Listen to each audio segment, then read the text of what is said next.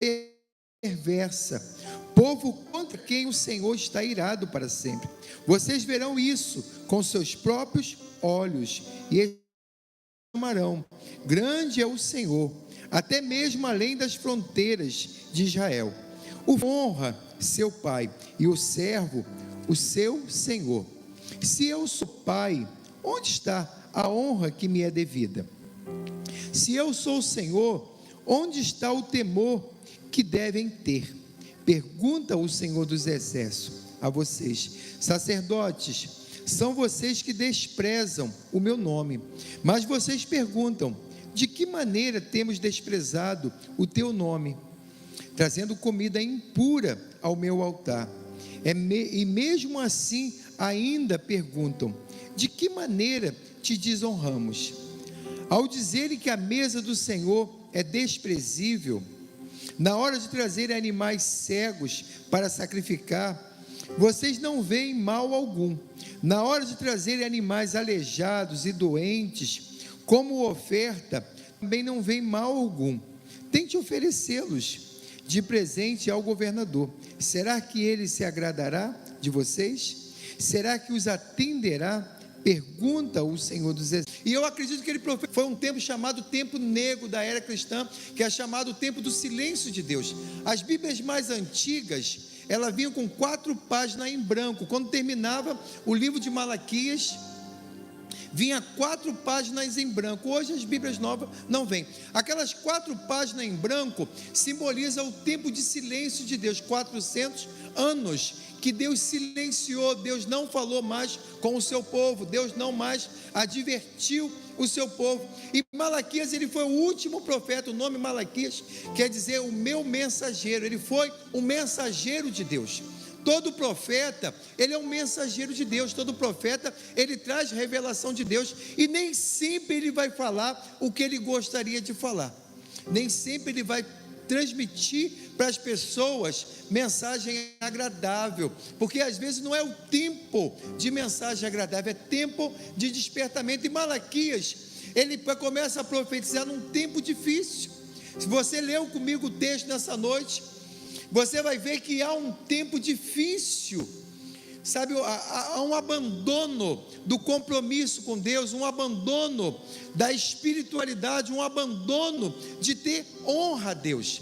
As pessoas até faziam culto para Deus, elas até faziam culto, mas era um culto que Deus não recebia, era um culto que não trazia louvor a Deus, porque era um culto feito de formalismo.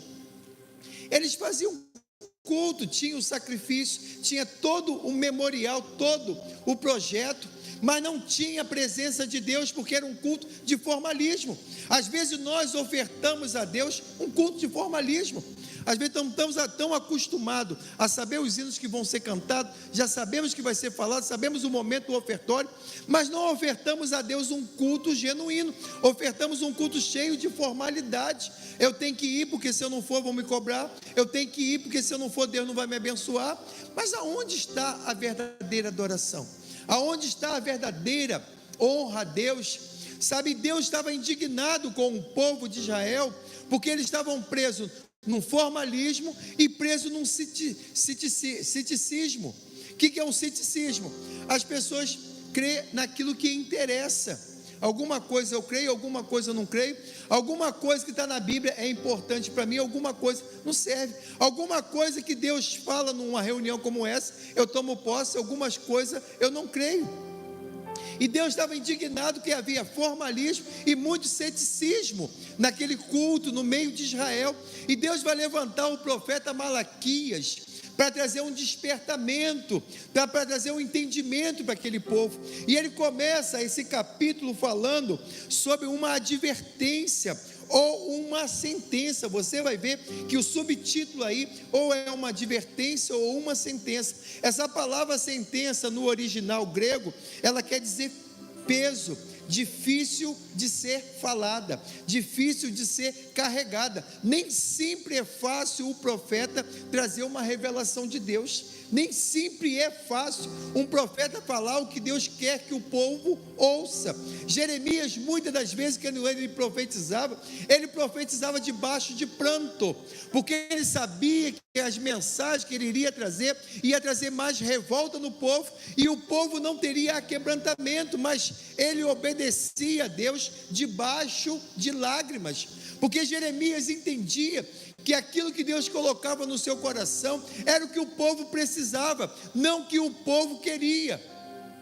Nós vivemos um tempo que as pessoas querem somente ouvir aquilo que é agradável aos seus ouvidos, e às vezes quando é confrontado com a verdade, as pessoas não gostam, mas é a verdade que impacta, é a verdade que transforma. Jesus falava sempre: conhecereis a verdade, e a verdade o quê?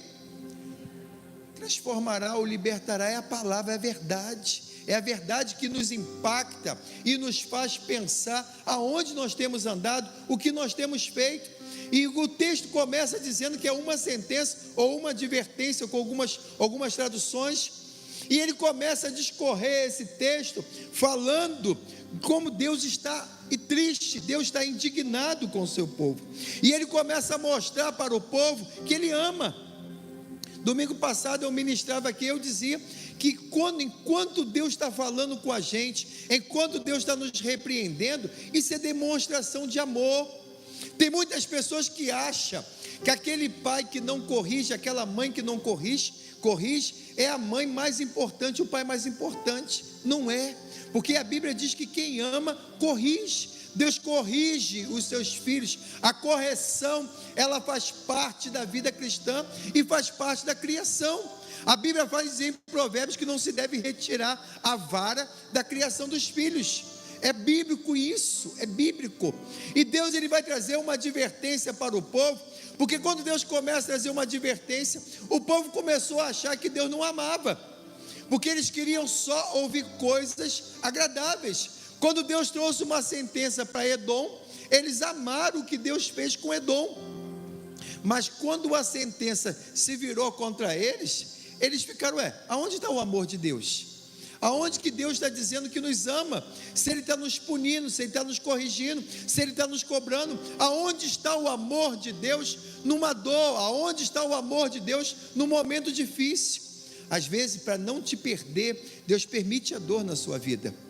Eu já contei aqui um tempo atrás e eu achei interessante.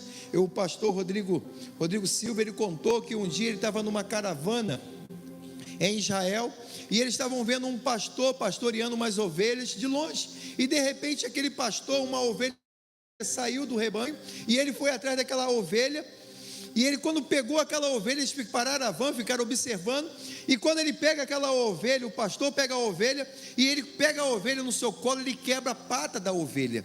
E ele falou que muita gente ficou indignada na van, porque aquele homem pegou a patinha da ovelha e quebrou a pata da ovelha. Ele falou: nossa, que covardia, aquele pastor, ele quebrou a pata da ovelha. Mas o ato de quebrar a pata da ovelha era para que ela não se perdesse.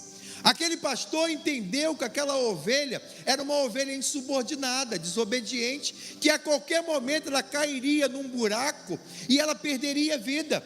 Ela cairia facilmente na mão do seu opressor e ela perderia a vida. E para não perder a ovelha, o que ele fez? Quebrou a patinha da ovelha. E quando ele quebra a patinha da ovelha, ele coloca uma tala, unge com óleo, e ele passa a carregar a ovelha no ombro. Ele vai sofrer junto com a ovelha, ele vai ter a mesma dor que a ovelha está tendo, ele vai ter em carregar a ovelha. Aonde ele vai, ele passa a carregar a ovelha. Deus, às vezes, ele faz isso, e às vezes nós achamos que não é amor, porque nós só entendemos amor de Deus quando tudo vai bem, quando as coisas estão muito agradáveis, as coisas estão muito prazerosas, e às vezes Deus, ele vai agir de uma maneira que vai impactar, mas é porque Ele nos ama. E o povo de Israel começa a questionar: onde está o amor? Aonde o Senhor está dizendo que nos ama? Aonde o Senhor está manifestando o seu amor, permitindo o povo ser afligido, permitindo nós passarmos por algumas dificuldades, com uma palavra dura dessa, um tempo difícil? Aonde está o teu amor? E Deus vai falar que ele aborreceu a Esaú, mas amou a Jacó. Ele vai mostrar que o amor dele para o povo de Israel sempre foi manifesto.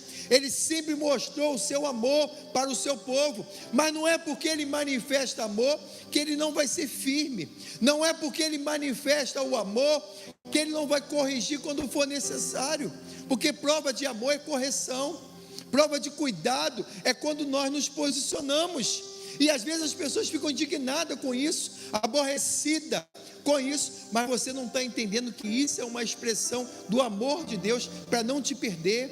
Deus não quer que você se afaste, Deus não quer que você se distancie. Deus às vezes vai tirar tudo o que você tem para não perder a sua alma. Ele prefere arrancar tudo o que você tem, mas salvar a sua alma, porque a sua alma ela é importante, é preciosa para Deus. O que você tem, essa vida ela é passageira, mas a sua alma não.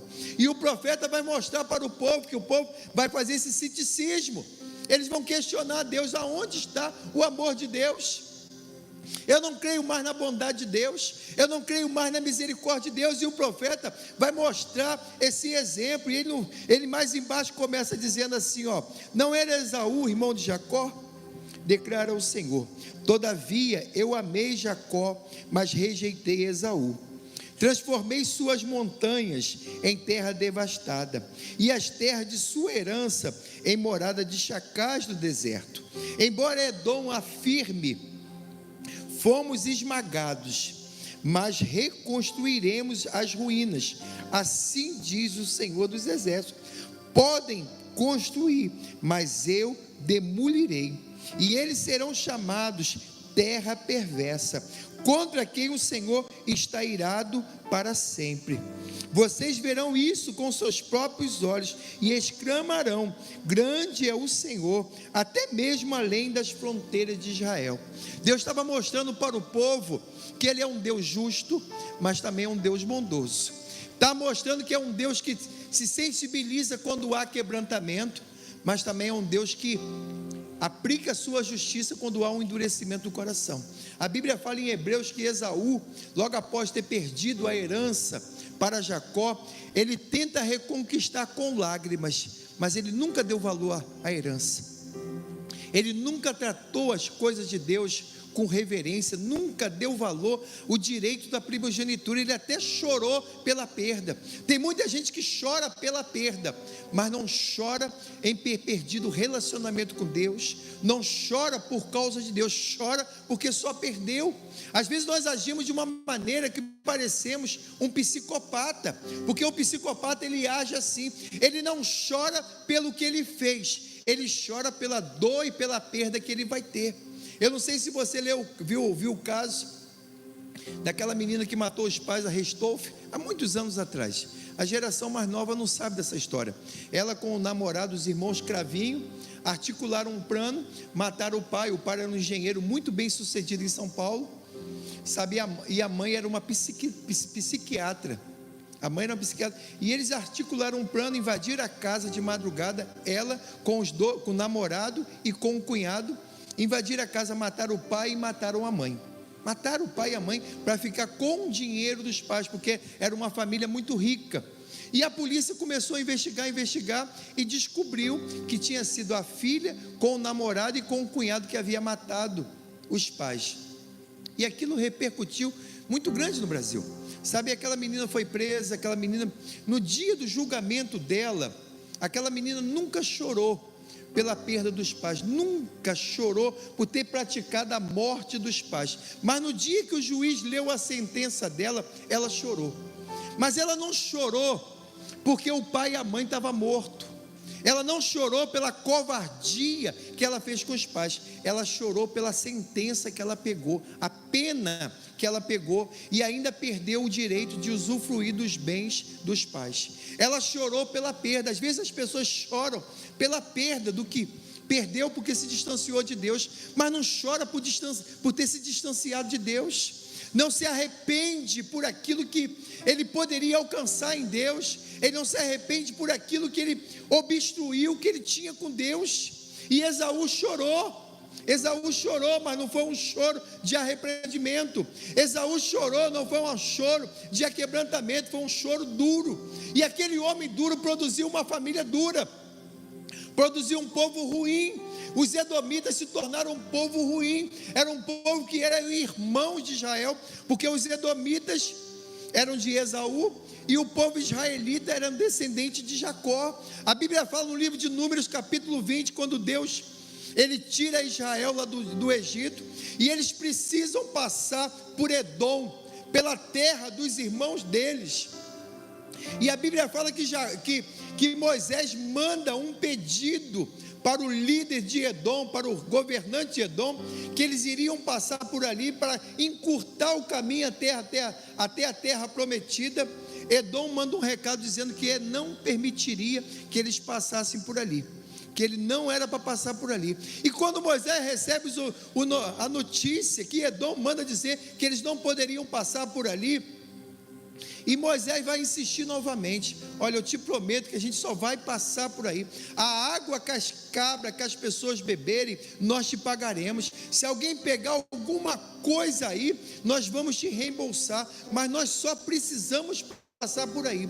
Quando Moisés manda o segundo pedido para passar por Edom, o líder de Edom monta o seu exército, fica na entrada da cidade esperando o povo de Israel para matar. Israel não tinha armas, Israel não tinha estrutura para lutar, era um povo ruim. Mas quem produziu esse povo ruim? Foi Esaú. E a Bíblia fala que esse povo ficou um povo inimigo de Israel, tornou-se inimigo de Israel. Quando você lê no livro do profeta Obadias, você vai ler a história do que foi com Edom, o que aconteceu com Edom, aonde Edom ele chegou, como foi a destruição dessa nação. O profeta Obadias vai narrar esse povo. Eles foram covardes por demais com Israel, eles não deixaram Israel, deu uma volta muito grande. Quando o rei Nabucodonosor ele invade Israel, toma a cidade do reino do norte e o reino do sul de Israel, toma as cidades no ano 686. O povo de Edom, eles ficavam nas esquinas para saquear os israelitas que tentavam fugir, para roubar as suas casas. Invadiram a cidade para aproveitar que o povo de Nabucodonosor, o rei Nabucodonosor estava invadindo a cidade, entraram junto para saquear. Quando alguém tentava escapar, tentava correr, eles matavam nas esquinas. Aqueles que eles não conseguiam matar, eles prendiam e levavam para entregar para Nabucodonosor, e celebravam a destruição de Israel. Eles celebravam a derrota da nação de Deus, irmãos deles. Olha como isso é sério. Às vezes nós celebramos derrotas de pessoas. Às vezes tem pessoas que são da mesma fé, servem o mesmo Deus, mas estão se alegrando porque alguém está passando por uma luta, está se alegrando porque Deus está cobrando alguma coisa, porque Deus está permitindo alguma coisa. Meu irmão, não faça isso. Por mais que a pessoa seja o seu adversário, por mais que a pessoa você não tenha a simpatia, não celebre a derrota de ninguém, não celebre o mal de ninguém. E a Bíblia fala que aquilo ali causou uma ira em Deus tão grande, porque eles já tinham feito Israel dar uma volta enorme, se articularam para destruir Israel, e quando Israel é tomado, ele celebra. Aí Deus está pensando lá no céu, falando: a sua hora também vai chegar, eu vou cobrar conta. E a Bíblia fala que o profeta Obadias vai falar que logo após o império babilônico, veio o império dos Nabateus. O império dos Nabateus, que era um povo do Oriente Médio, se levanta contra o império de Nabucodonosor. E os Nabateus, eles vão destruir o povo de Edom. Eles vão tomar as outras nações, mas Israel sobrevive. Mas os edomitas nunca mais existiram. Eles nunca mais, porque Deus ele aplica a misericórdia aonde há misericórdia, aonde há ira, aonde há rancor, Deus vai aplicar a sua justiça, meu irmão. É assim que Deus trabalha. E Deus estava mostrando que Ele não deixaria passar em branco. Ele não deixaria passar em branco o que o povo edomita fez. Ele está mostrando que isso era prova de amor com o seu povo. Ele estava vingando o que os edomitas haviam feito com o povo de Israel. Aí no verso 6, ele vai começar a mostrar que o povo não está o honrando. Ele vai começar a mostrar que esse povo que se diz povo de Deus, se diz cristãos, eles não têm vida cristã. E ele, no verso 6, ele vai dizer assim, ó: o filho honra seu pai, e o servo o seu senhor. Se eu sou pai, onde está a minha honra que me é devida? Se eu sou senhor, onde está o temor que me deve? Pergunta o Senhor. Se ele é pai, nós temos que honrar os nossos pais. Não é bíblico isso? A Bíblia ensina isso, meu querido, minha querida. Se você quer ter uma vida abençoada, uma vida longa, honre seu pai e sua mãe. Filhos que não honram pai, não honram mãe, têm os dias encurtados aqui na terra. A Bíblia fala isso. Se nós queremos ter dias prolongados aqui na terra, nós temos que ter o princípio de honrar pai e mãe. E Deus estava falando assim, ó, vocês ensinam tanto essa questão de honra, mas vocês têm me honrado como pai, vocês têm me tratado como pai, vocês me chamam de Senhor, mas vocês obedecem o que eu vos mando fazer. Às vezes nós chamamos Deus até de Deus de pai, Deus de Senhor, mas nós não fazemos o que Deus manda, sabe? Às vezes estamos mais preocupados em agradar as pessoas do que agradar a Deus.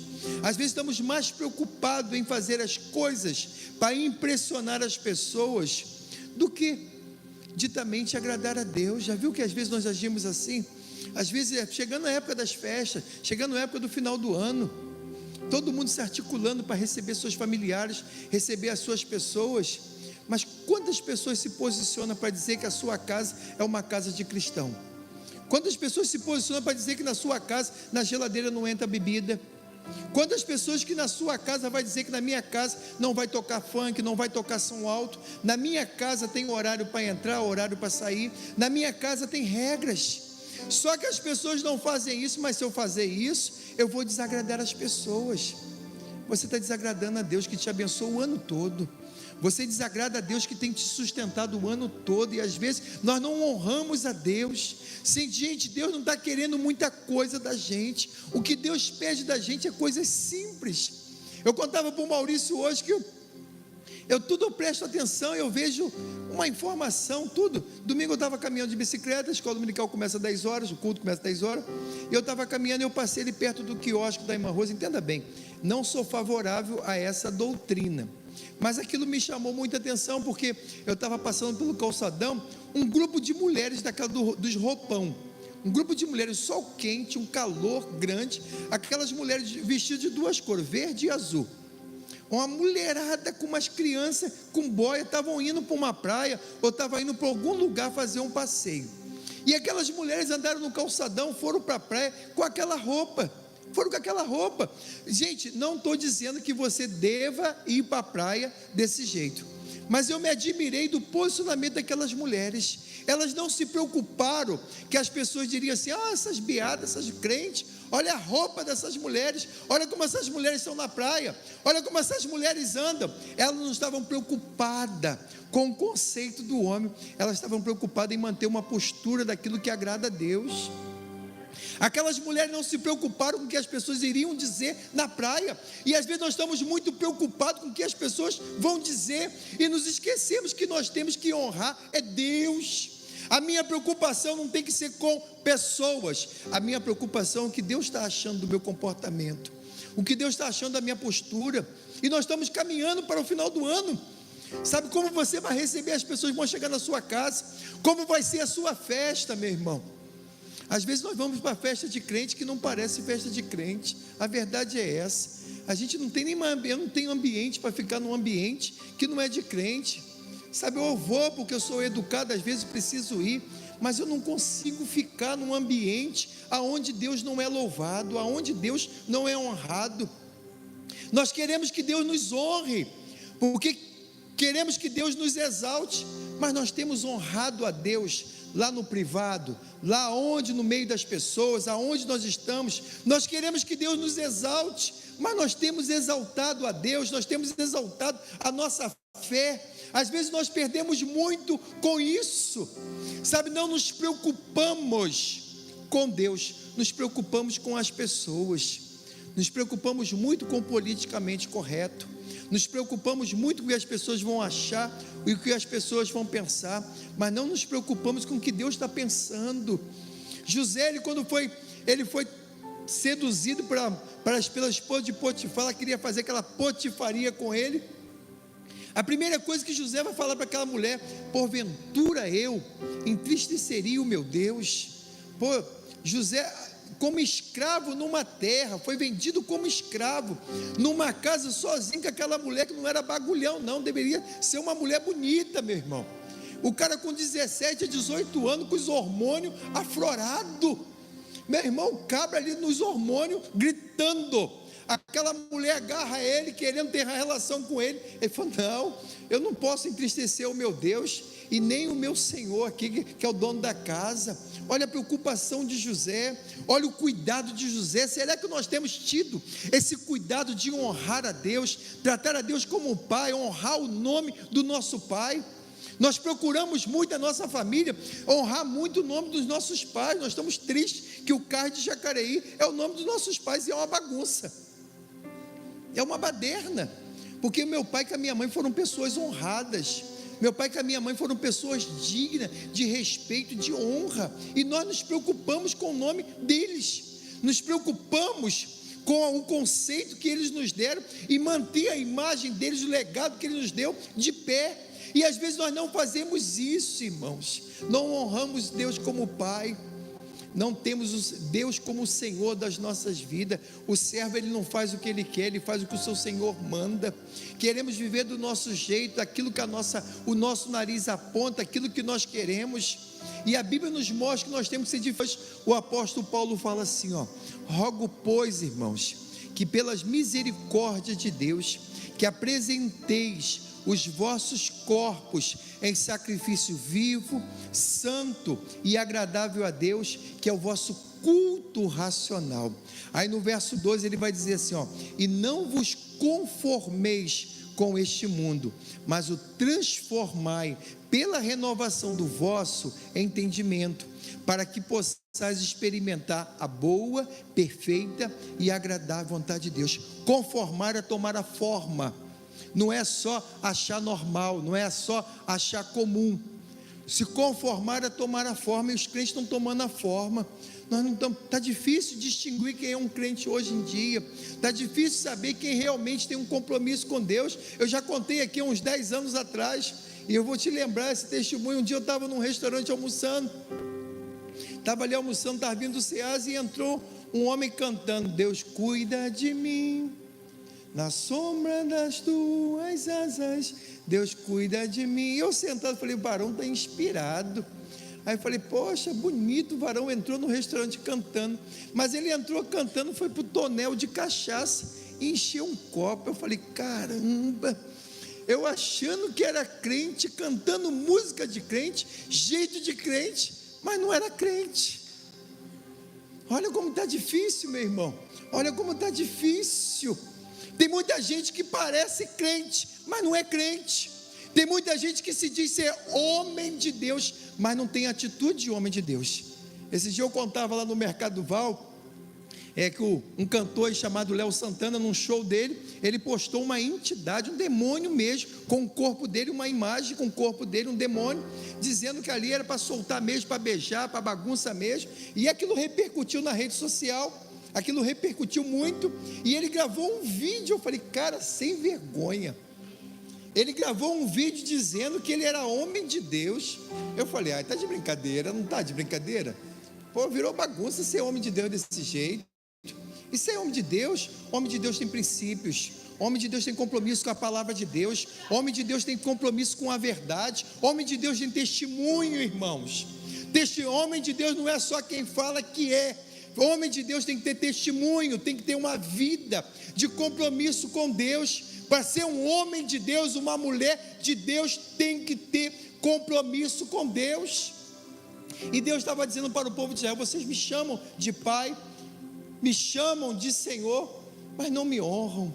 Vocês fazem tudo diferente, faz tudo errado. Meu irmão, nós estamos chegando no final do ano, vamos começar um novo ano. Priorize honrar Deus. Na sua casa, Honre a Deus com a sua casa, com tudo que você tem. Lá em Provérbios capítulo 3, o verso 9, ele vai falar que nós devemos honrar a Deus com as nossas fazendas, com os nossos bens. Tudo que você tem na sua casa foi Deus que te deu. Honre a Deus. Todas as pessoas que iam para minha casa, muitos anos atrás, quando eu recebia as famílias, eu falo: minha geladeira não entra cerveja, na minha geladeira não entra bebida alcoólica, meu portão fecha meia-noite e eu não recebo ninguém bêbado na minha casa. Quer ir para minha casa? Ah, vou ver. Aí foi um grupo, teve um ano que um grupo foi. Aí 1h da manhã estava no portão bêbado chamando: pastor, pastor. Eu falei: não vamos abrir, vai dormir no carro, nós não vamos abrir, porque eu avisei com antecedência. Aquilo que é combinado não é caro, não é assim que a gente fala? Eu avisei. Aí no outro dia de manhã, quando eu fiquei ali no portão 8 e pouca, poxa, cansei de gritar, você aqui não abriu. Eu falei: eu escutei seu grito, mas o que eu falei com você antes? Que na minha casa eu não boto bebida alcoólica e não recebo bêbado de madrugada na minha casa. Eu falei: sou pastor, eu vou ficar conversando com bêbado de madrugada? Bafo de cachaça, vai vomitar a minha casa, vai vomitar o meu tapete, vai vomitar o meu banheiro. Aí depois quem vai limpar tudo? Eu falei: não recebo bêbado na minha casa. Se você precisa de uma ajuda, eu estou aqui para te ajudar, mas na minha casa eu não recebo. Nunca mais voltaram na minha casa. Aí eu fiquei chateado? Nem um pouco, nem um pouco, irmão. Mas nós temos que ter posicionamento cristão. Sabe, nós falamos muito que nós somos homens de Deus e mulheres de Deus. Nós somos filhos de Deus, somos servos de Deus, mas nós precisamos honrar a Deus. É tempo de nós nos posicionarmos, e Deus vai falar mais com o povo de Israel. Deixa sua Bíblia aberta, olha só no verso 7, ele vai dizendo assim, ó: vocês estão trazendo comida impura ao meu altar, e mesmo assim ainda me perguntam: de que maneira te desonramos? Deus estava dizendo para o povo assim, ó: vocês sacerdotes, vocês corrompeu todo o povo e estão oferecendo comida imunda para mim. A oferta de vocês eu não estou recebendo. Às vezes nós oferecemos culto para Deus. Deus está dizendo assim, ó: não valeu nem a pena ter vindo, perdeu seu tempo. Eu fico indignado quando eu vou em uma reunião, ou vou num culto, e alguém pega um microfone, ou pega a palavra assim, ó: eu não queria estar nesse lugar, mas já que eu estou, vou cantar. Meu irmão, não venha. Deus não vai receber, meu irmão. Deus não vai receber. Você pode falar para Deus: Senhor, eu entrei aqui mal para caramba, eu entrei aqui desanimado, mas eu creio que eu vou te adorar, eu vou sair renovado, eu creio que eu vou entrar e sair desse lugar transformado. É assim. Tem dia que nós não estamos bem mesmo, e nós temos que ser sinceros para Deus, mas dizer: Senhor, eu vim, mas eu preciso sair transformado, eu preciso sair desse lugar diferente. Deus estava falando com o povo, que o povo estava oferecendo comida imunda, comida que Deus não recebia. Eles ofereciam para Deus aquele animal que não prestava, aquele cego, aquele manco, aquele aleijado. Sabe o que eles diziam? Mas não vai ser tudo queimado? Não vai ser tudo colocado no altar? Não vai tudo virar um churrasco? Por que tem que ser perfeito? Por que tem que ser melhor se vai ser queimado? Olha a mentalidade. Aí essa mentalidade nós trazemos para a igreja hoje, é assim: eu não sei cantar, mas eu vou cantar porque Deus vai receber. Meu irmão, não sabe cantar, não canta. Não sabe falar, não fale. Faça o que você foi chamado para fazer. Faça o que você foi chamado para fazer. Faça. Porque para Deus tem que ser feito com excelência, com motivação, tem que ser feito com alegria. Deus não quer um sacrifício morto. Deus não é Deus de morto, Deus é Deus de vivos. Deus é Deus de vivo. É por isso que Paulo em Romanos 12 vai dizer que a nossa oferta tem que ser viva, não é morta. Deus não recebe oferta morta, oferta imperfeita. Caim, ele perdeu com Deus por isso. Caim perdeu com Deus, mas muitas pessoas vão dizer: mas pastor, mas Deus não sabia que Deus queria. Caim, Deus recebia sangue. Não, gente, não foi nada disso. Caim não sabia que Deus estava interessado em sangue, que agradava a Deus, e nem Abel. Mas Abel se preocupou em fazer o melhor para Deus, se preocupou em oferecer realmente para Deus algo que fosse louvável. Caim, ele foi com o coração cheio de amargura, cheio de ódio, porque o nosso coração vai revelar quando nós somos confrontados. A gente vai revelar o que a gente tem quando nós somos frustrados. Caim tinha um coração ruim, Caim era ímpio. Deus chama Caim de ímpio, coração mau. E ele, quando vê a oferta do seu irmão sendo aceita, dele não, ele fica revoltado e sai dali com um projeto de matar o irmão. Sabe, ele ofereceu algo que não deveria oferecer. Os 2 filhos de Arão morreram queimados no local do sacrifício, Nadab e Abiú, porque a Bíblia diz que ofereceram fogo estranho. Meu irmão, não ofereça fogo estranho para Deus. Tudo que você fazer, faça com motivação, faça com alegria, que é para o Senhor. Tudo que você colocar a mão para fazer, faça da melhor maneira. Não faça reclamando, não faça murmurando, não faça lastimando, não faça arrastando peso nas pernas. Faça com motivação, faça com alegria. Se você se comprometeu em fazer, faça, e faça com alegria. Deus, ele não pede que ninguém faça voto para ele, mas se o fizer, que o cumpra. Às vezes nós estamos fazendo votos para Deus, estamos oferecendo cultos para Deus que Deus não está recebendo, estamos oferecendo coisas para Deus e falamos assim: mas meu Deus, nada acontece na minha vida, eu estou orando, eu estou buscando, eu estou me consagrando, eu estou caminhando, mas por que a coisa não anda? Como que você está oferecendo teu culto para Deus? Que tipo de culto você está oferecendo para Deus? Você está pensando que Deus vai pegar a porcaria que está sobrando na sua vida? Aquilo que sobra na sua vida, você acha que é o que Deus vai se alegrar? É o que Deus quer de cada um de nós? Não, Deus sabe do meu potencial, do teu potencial. Deus sabe o que nós podemos ofertar com excelência para Ele, e às vezes nós ofertamos a Deus e Deus não está recebendo. Aí Ele vai dizer no verso 8 assim, ó: na hora de trazer animais cegos para sacrificar, vocês não veem mal algum. Na hora de trazer animais aleijados e doentes como oferta, também não vê mal algum. Tente oferecê-los de presente ao governador. Será que ele se agradará de vocês? Será que os atenderá? Deus estava dizendo para o povo assim, ó: aquilo que vocês estão oferecendo para mim, ofereça para outra pessoa. Vai lá e entrega para outra pessoa, vê se ele vai receber. Sabe que tipo de oferta que nós temos trago para Deus? Que tipo de oferta, irmãos? É isso que eu quero trazer para você nessa noite. Que tipo de oferta você tem trago para Deus? A Bíblia nos ensina que é o nosso corpo que é a maior oferta. Deus, ele está à procura dos verdadeiros adoradores que o adorem em espírito e em verdade. Deus estava dizendo para aquela nação: vocês me oferecem aquilo que não serve, aquilo que não tem utilidade vocês levam para mim, aquilo que não tem valor é o que vocês colocam na oferta da minha casa. Aí no verso 9 ele vai dizer assim, ó: e agora, sacerdotes, tentem apaziguar Deus, para que tenha compaixão de nós. Será que com esse tipo de oferta Ele os atenderá? Pergunta o Senhor dos Exércitos. Deus está falando para uma igreja, para uma nação.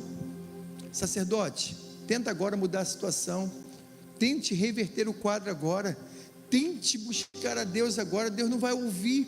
Aí mais embaixo, olha o que Deus vai dizer no verso 11, o verso 10 diz assim, ó: se um de vocês fechasse as portas do templo, assim ao menos não acenderia o fogo do meu altar inutilmente.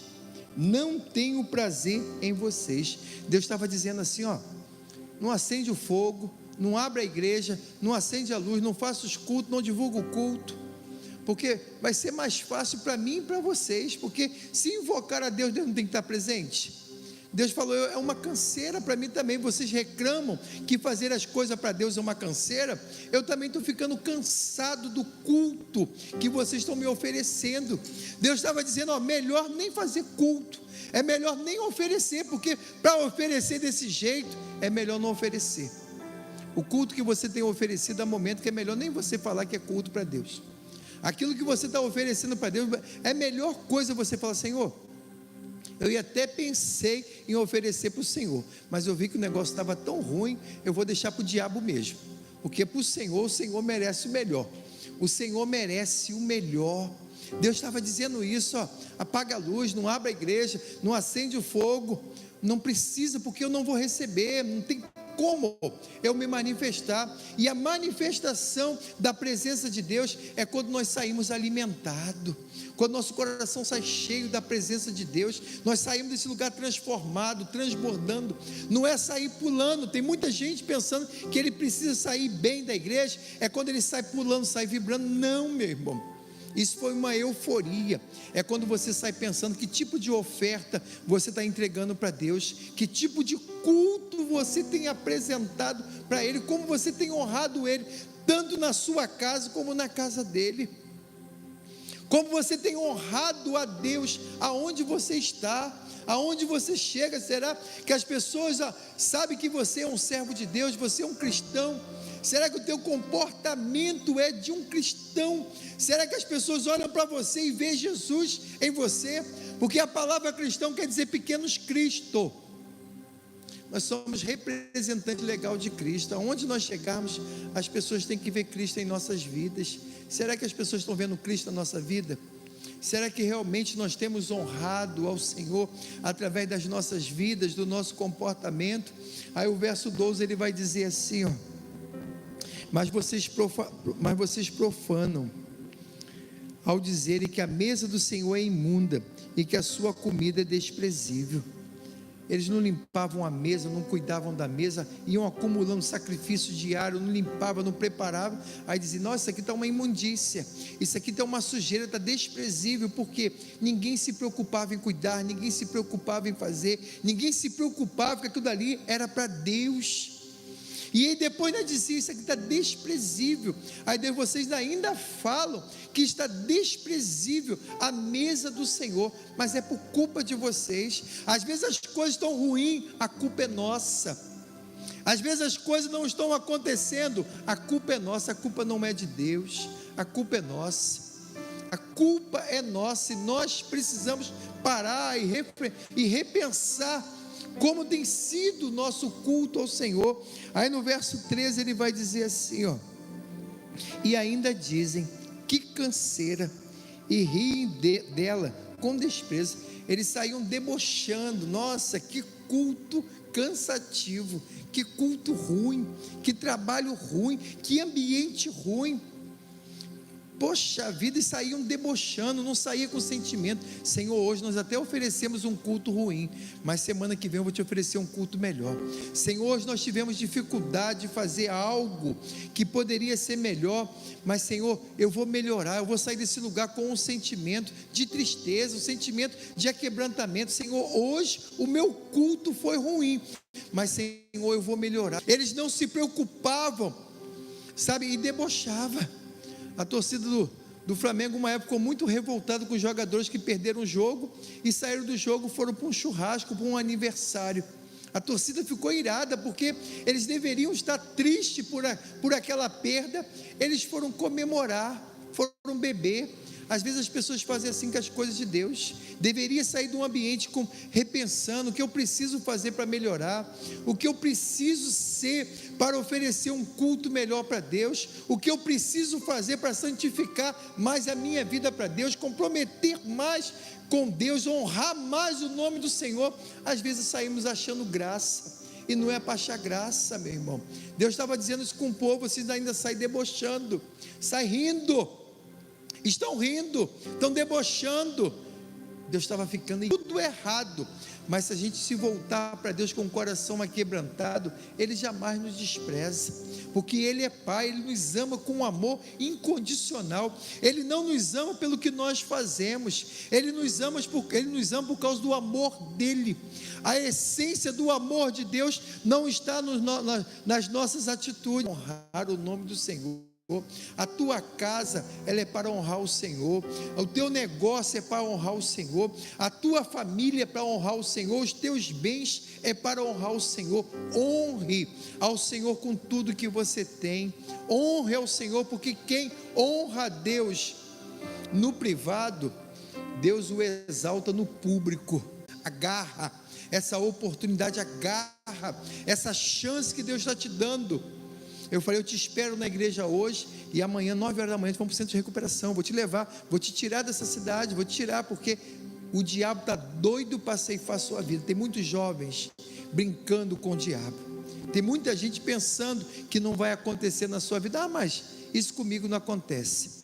Cuidado, final de ano, carnaval, é época que o diabo ele ceifa muitas vidas, muitas vidas são ceifadas, E às vezes as pessoas estão brincando, mas daqui a pouco eu saio, daqui a pouco eu paro, eu dou meu jeito, eu corro. Há momento que não dá para fugir, há momento que não dá para se esconder, há momento que não dá para ficar num local que as pessoas, que você pensa que não vão te achar, porque vão te achar.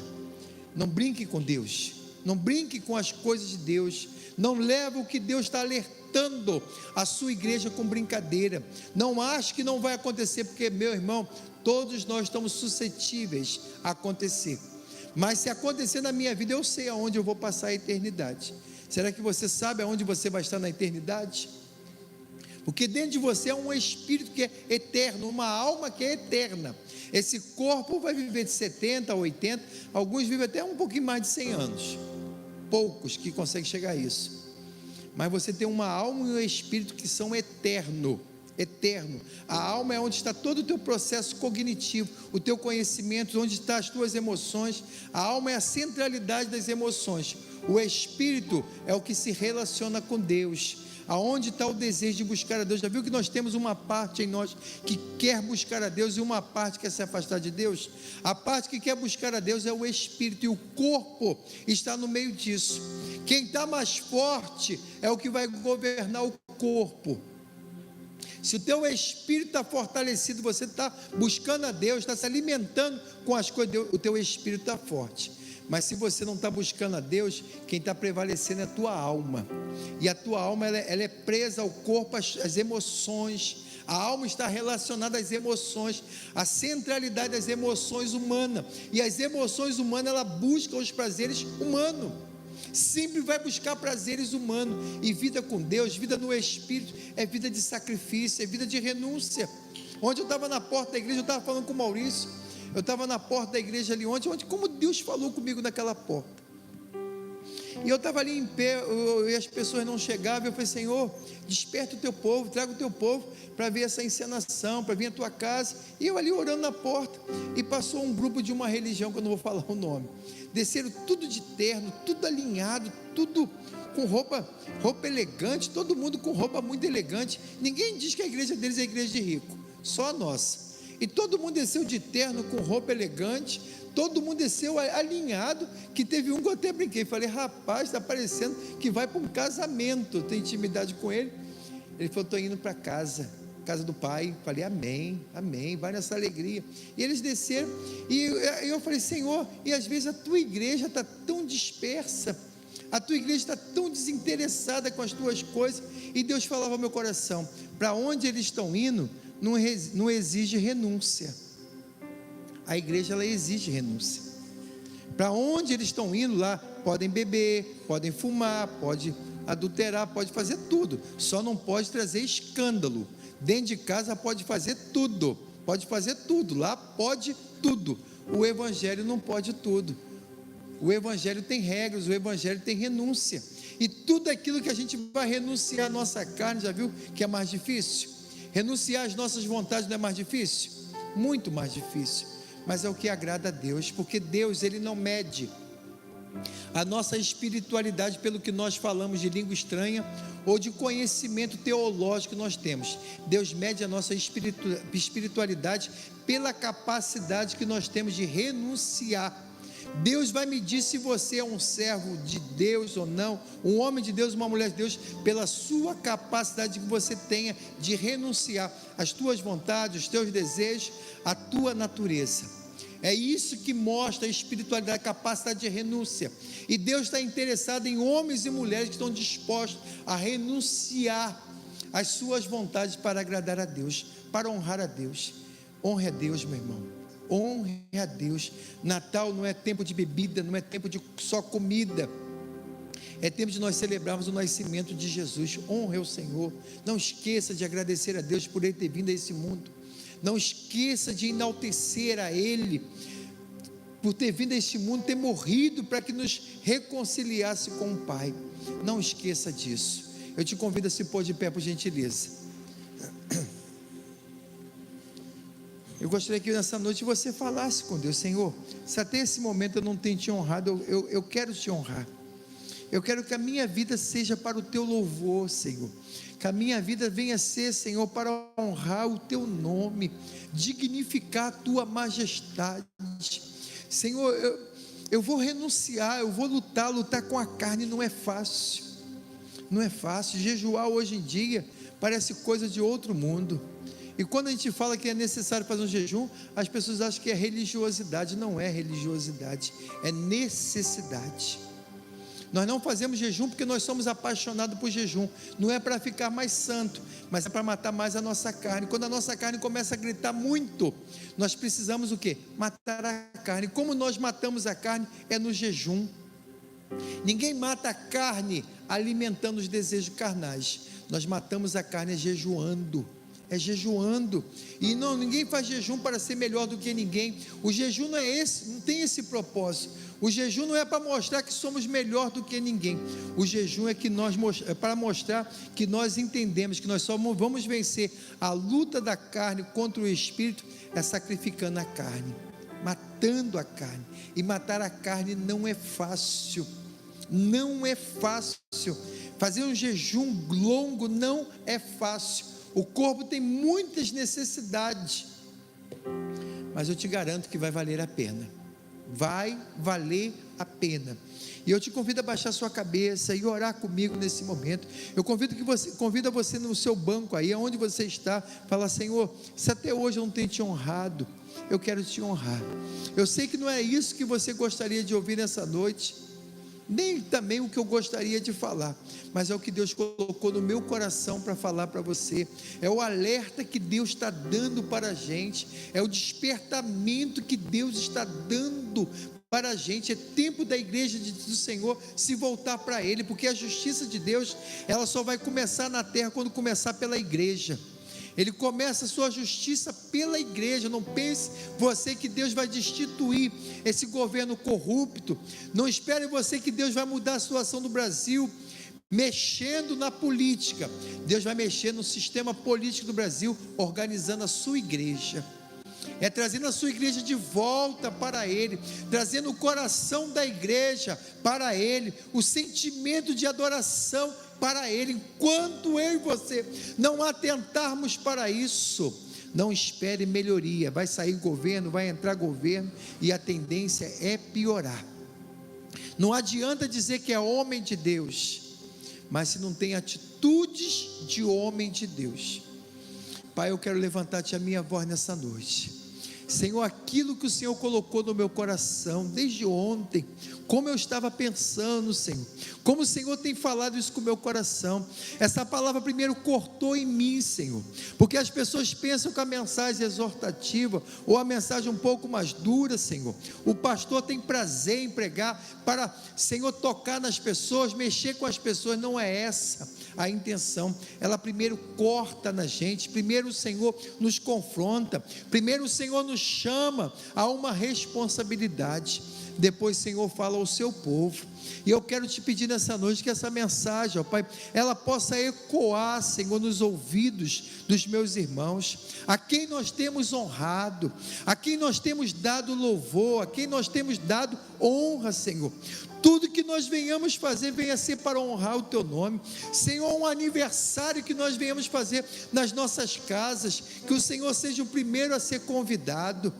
Senhor, que os casamentos dos nossos filhos, Senhor, o Senhor seja o primeiro a ser convidado. Senhor, que as nossas reuniões de família, o Senhor seja o primeiro a ser convidado. Senhor, dia 31, Senhor, nós não podemos estar distante do Senhor, não é religiosidade, mas nós passamos um ano inteiro te pedindo. No último dia, Senhor, nós vamos para a praia, olhar as pessoas lançar rosinha para Iemanjá, e deixarmos de cultuar, deixarmos de agradecer, Senhor, porque nós achamos bonito, achamos interessante. Que nós possamos entender que nós precisamos te honrar. Desperta o teu povo, desperta, Senhor, a tua igreja. Eu apresento a ti a tua noiva nessa noite, e eu já te agradeço em nome de Jesus, amém. Eu gostaria de fazer um convite a você que entrou neste lugar, você que ainda não aceitou a Jesus, ou ainda não se decidiu, ou está afastado da casa do Pai. Eu te convido a tomar uma decisão nessa noite. Existe alguém em nosso meio que gostaria de levantar as suas mãos, aceitar a Jesus como Senhor e Salvador da sua vida? Ou você que está afastado ou afastada da casa do Pai, eu te convido a reconciliar com Deus. Existe alguém em nosso meio?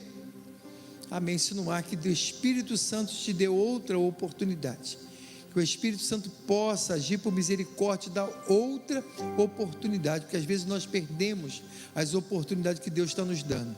Que Deus abençoe sua vida, gente. Um Feliz Natal para todos.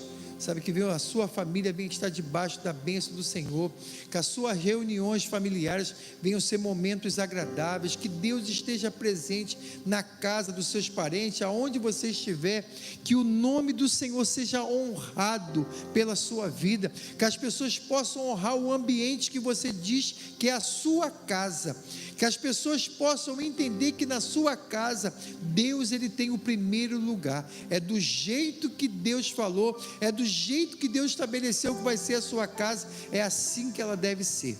Levanta suas mãos assim, ó, e repete comigo: em paz me deitarei e dormirei, porque só Tu, Senhor, me fazes repousar em segurança. Que a graça de nosso Senhor e Salvador Jesus Cristo, o doce amor de Deus Pai, as benditas consolações do Espírito Santo, que seja com todo o povo de Deus, não só hoje, mas para todo sempre, que todos possam dizer amém. Irmãos, nosso próximo culto é próxima quinta-feira, mas não se esqueça que você não está de férias, tá? Você continua servo de Deus.